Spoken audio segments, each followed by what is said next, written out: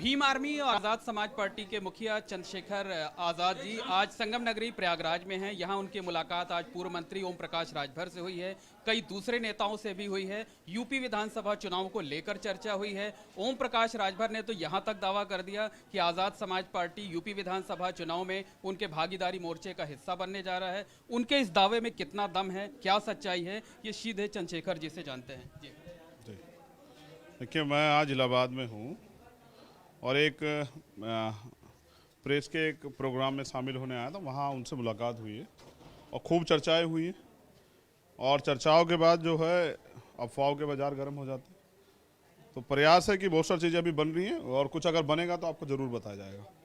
वो भाई हैं, साथी हैं और हमारा प्रयास है कि दलित पिछड़ों के लिए कुछ हो। तो मगर गठबंधन का जो फैसला, इस तरह का जो फैसला, वो मेरे पास उसके अधिकार नहीं, कोर कमेटी के लोग डिसाइड करते हैं। तो अगर इसमें कुछ भी ऐसा होगा तो आपको जानकारी दी जाएगी।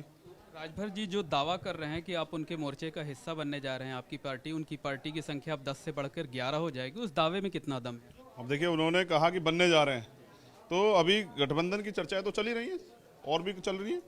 लेकिन मैंने तो आज प्रेस के सामने बात कही कि हमारा प्रयास है कि हम ताकतवर होकर लड़ें, क्योंकि उत्तर प्रदेश चुनाव सिर्फ चुनाव नहीं है। इस चुनाव से 2024 के रास्ते भी जो हैं खुलेंगे। और सबसे बड़ी समस्या, क्योंकि हम संविधान को मानने वाले लोग हैं, भारतीय जनता पार्टी संविधान को ख़त्म कर देना चाहती है, उनका लक्ष्य है कि संविधान ख़त्म हो जाए।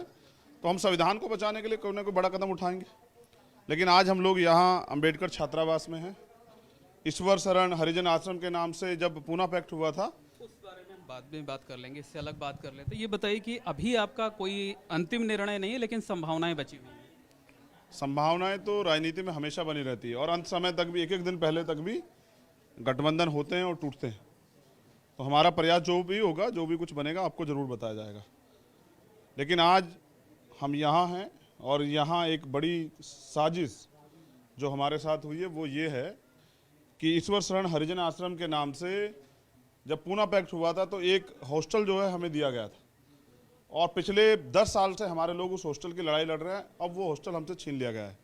वो इसलिए था कि SC/ST के बच्चों को मौका मिले, वो लोग वहाँ आएँ, गांव देहात से वहाँ रह के पढ़ के और काबिल बने। लेकिन भारतीय जनता पार्टी हमेशा से इस तरक्की के रास्ते में रोड़ा बनी रही है।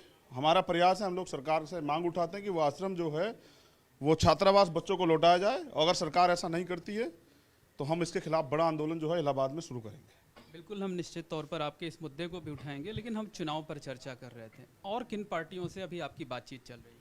देखिए, विपक्ष के सभी लोगों से बातचीत चल रही है और देखते हैं कौन बीजेपी को हराने में साथ आता है। जो साथ आएगा उसके बारे में भी जानकारी देंगे और अकेले लड़ेंगे तो भी जानकारी देंगे।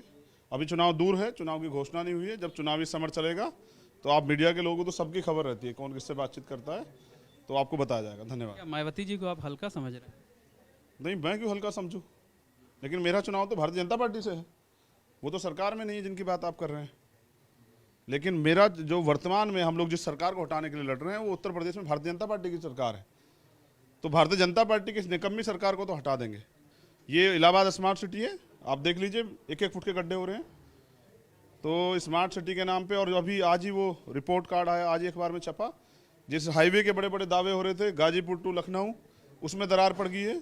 तो ये भ्रष्टाचारी सरकार, इस सरकार को हटाने की जिम्मेदारी चंद्रशेखर आज़ाद की, हम लोग उसमें काम करेंगे। एक अंतिम सवाल ये है कि आपकी अपनी व्यक्तिगत पसंद या आपके साथ के जो लोग हैं उनकी क्या पसंद है, किसके साथ तालमेल करने के इच्छुक हैं आप लोग? बहुजन समाज के साथ, जनता के साथ, क्योंकि जनता गठबंधन लंबे समय तक रहता है। सरकारों के गठबंधन तो चेहरे होते हैं, वो बदलते रहते हैं। पहले भी कई गठबंधन हुए तो अगले दिन टूट जाते हैं चुनाव के बाद। हमारा वैचारिक गठबंधन है। हमारी लड़ाई यहाँ मात्र सत्ता के लिए, सत्ता के द्वारा व्यवस्था परिवर्तन के लिए है। तो समता, समानता, बंधुत्व, भाईचारा और जो हमारा एजेंडे हैं उन पे जिनसे भी बात होगी वो आपके सामने रखी जाएगी। धन्यवाद। चंद्रशेखर आज़ाद जी अभी अपने पत्ते नहीं खोलना चाहते। उनका कहना है कि अभी अंतिम कोई निर्णय नहीं हुआ है, लेकिन संभावनाएं बरकरार हैं। कैमरामैन रोहित श्रीवास्तव के साथ मोहम्मद मोइन, ABP गंगा, प्रयागराज। ABP गंगा, खबर आपकी, जुबान आपकी।